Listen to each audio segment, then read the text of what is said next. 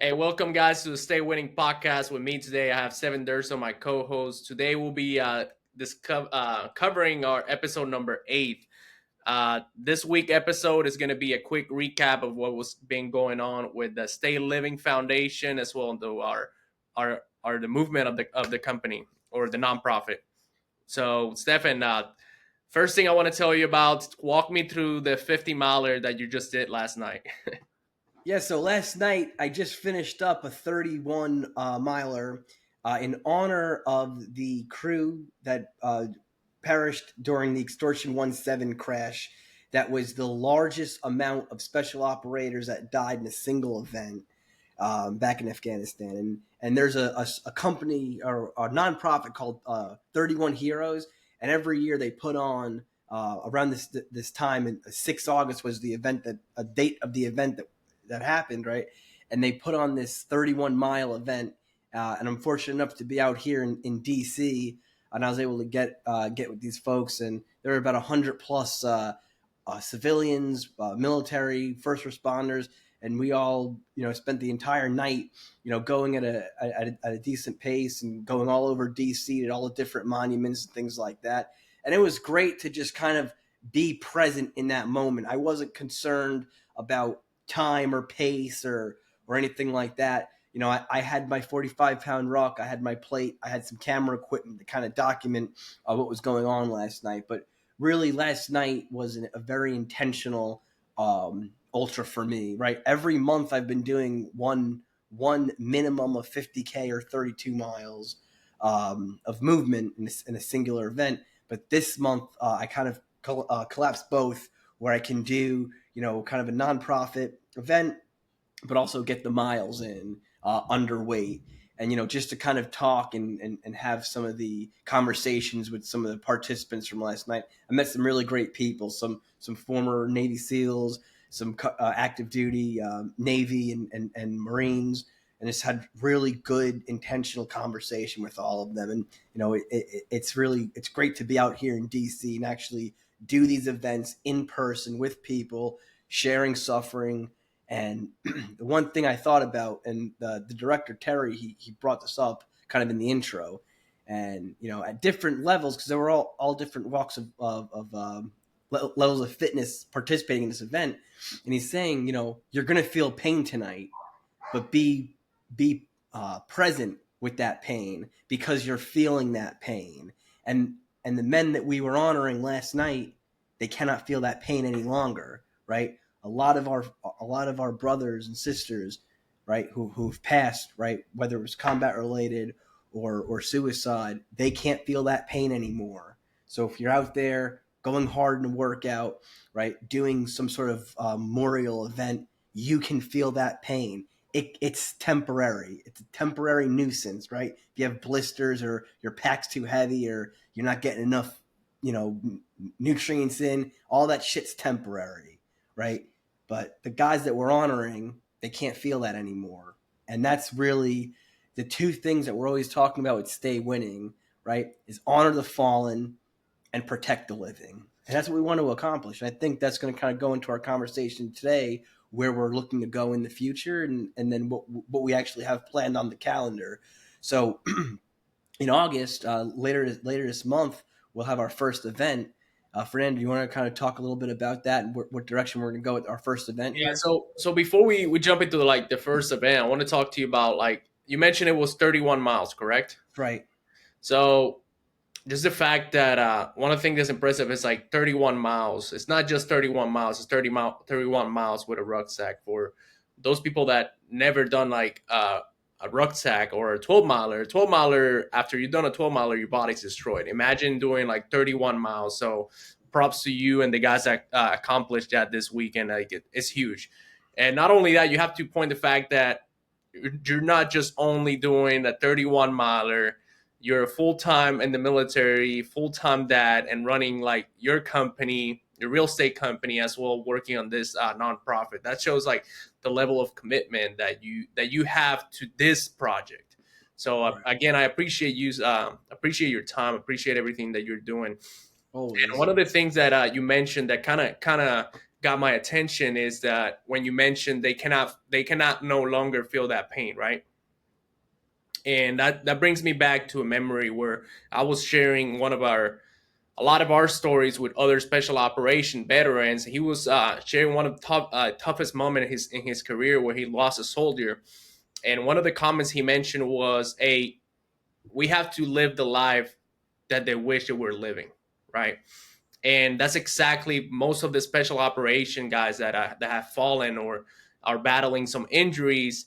They were wishing they were doing these things. So sometimes we forget how fortunate we are to still be here, to still have a mission and still be able to pursue it.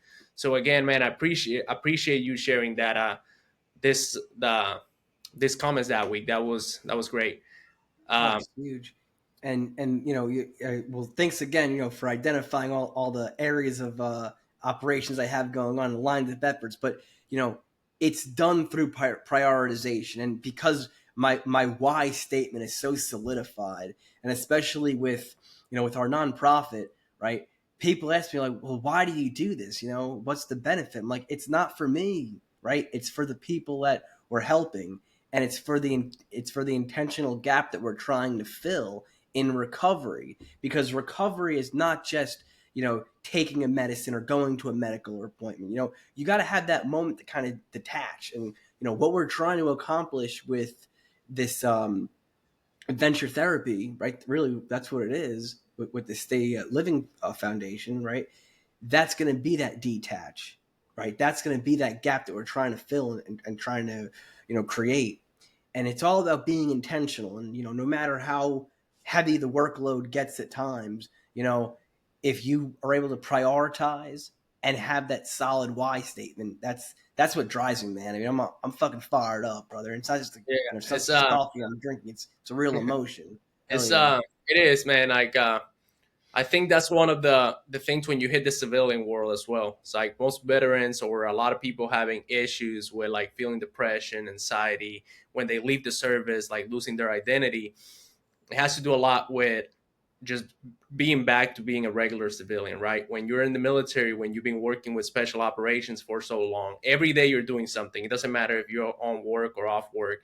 So the minute you have to think about how your brain is programmed on like high performance or being a military leader is that you're always constantly throwing stuff at you and you're always battling that.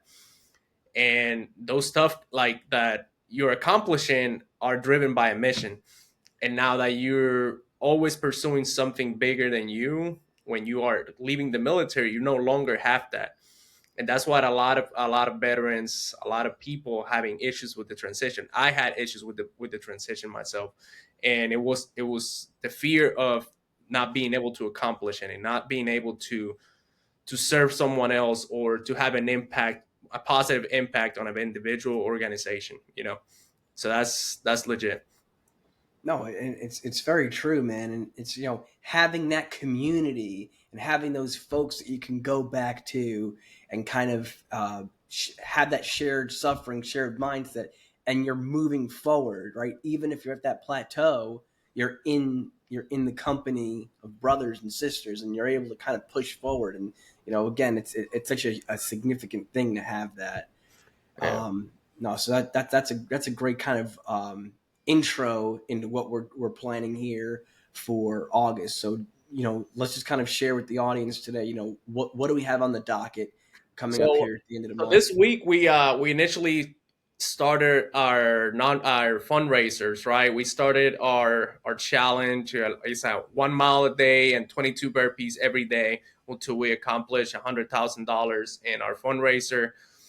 We started planning as well our next event. So our next event will be at the end of August. We're bringing our first veteran to Puerto Rico to decompress. He's actually a former group, or he's currently at seventh group, and we are planning a couple dives and some PT. The next thing we're planning is for September. I think we're in the talks of conducting a shooting competition to keep pushing the fundraiser event, man. Right. And a lot of people say, "Hey, man, you guys are trying to help veterans with PTSD while we're doing marksmanship." So having PTSD, that for a lot of us, it doesn't mean, hey, we're afraid of using guns. We have issues with using guns. It's more that's something that we identify with, right? We've been doing it for so long. We're proficient at it. And the reason I kept teaching marksmanship after I transitioned out of the military is because a lot of people had skills outside the military. A lot of people work in wooden projects, or they work in cars, they work in boats, fishing. And one of the things that I was good at, it was teaching marksmanship. I was passionate about guns. I was passionate about instructing people, and that's one of the areas that I picked when I transitioned out of the military, that I wanted to continue to perform in the civilian world, right? And especially nowadays that the world's a crazy place. You see all these shootings happening everywhere. You see a lot of escalation in different countries. A lot of people were concerned about their safety, or their safety of their kids. So I was like, okay, this is a way that I can continue to impact people positively, right?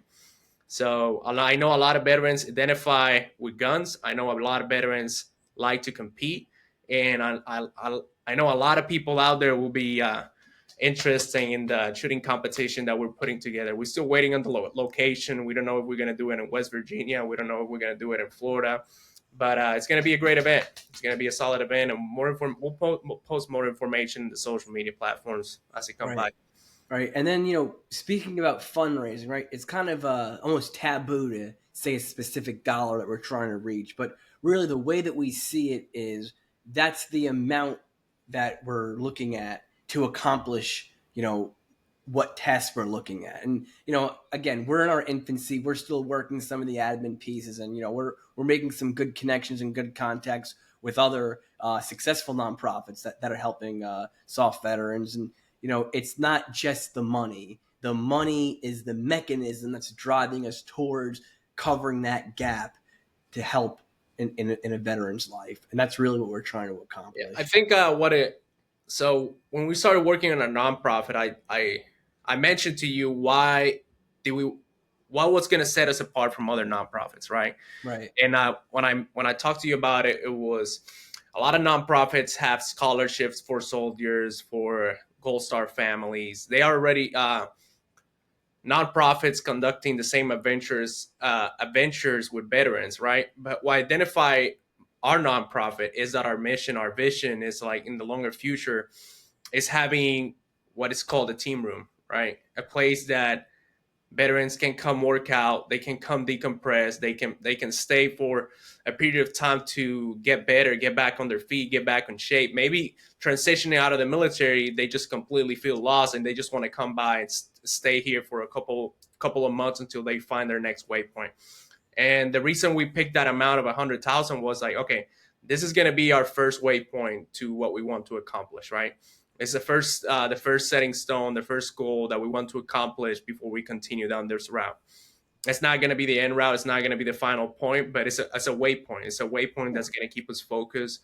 Just like that mile is a reminder every day what we're working on. Like you might wake up and like myself this morning, last night I was at the gym and I pulled my back, and this morning I woke up, I was like, okay, I have to run a mile. So it was probably the slowest mile I ever run, but the mile was it happened. So Right. that's exactly what was the purpose of the mile. It was like, okay, this is a quick reminder that your mission is bigger than you.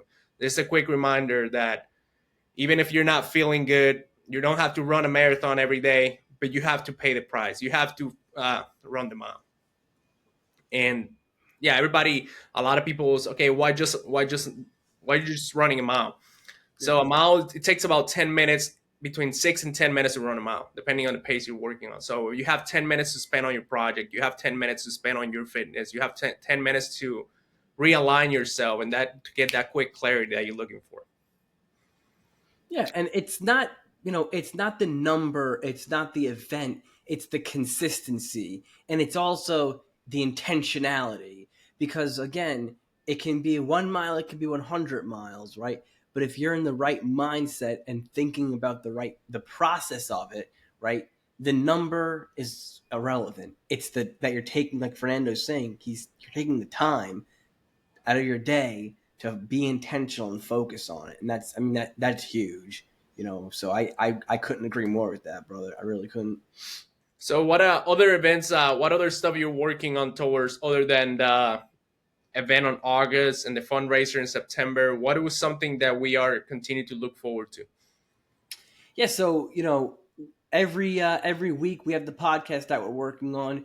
In the next, I'd say 2 episodes or so, we're going to start bringing in, some professionals, and some in mental health, some in from other special operation backgrounds, right? Some other leadership experts or SMEs, subject matter experts.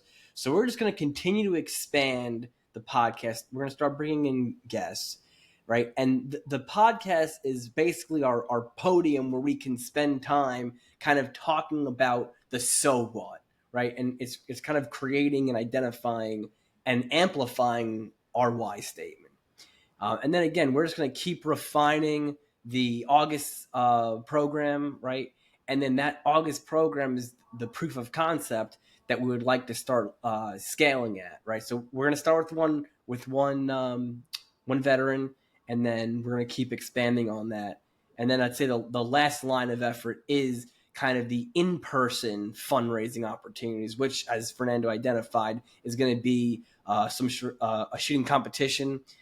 We have to refine some details on that, but the way we want to look at this is we have the virtual fundraiser going on with the mileage and the burpees, but we also have an in-person one in the future here. And that's going to be kind of something we're working towards. And those are really the 3 lines of efforts. That's sweet, man. Time, hell yeah.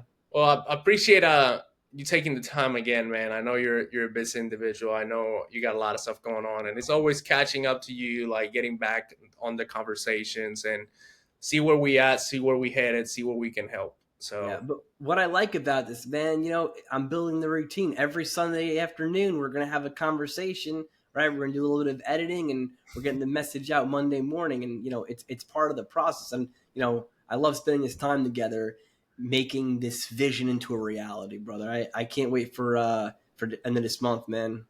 Well, with this being said, man, you can donate at the GoFundMe on our virtual everyday 1 mile. If not, hit us up to attend the September event. Once more details to follow will be posted. If not, man, just like and share. That way we can continue to push the message to other troops. Again, man, appreciate your time and look forward to next week. All right, brother. We'll see you then.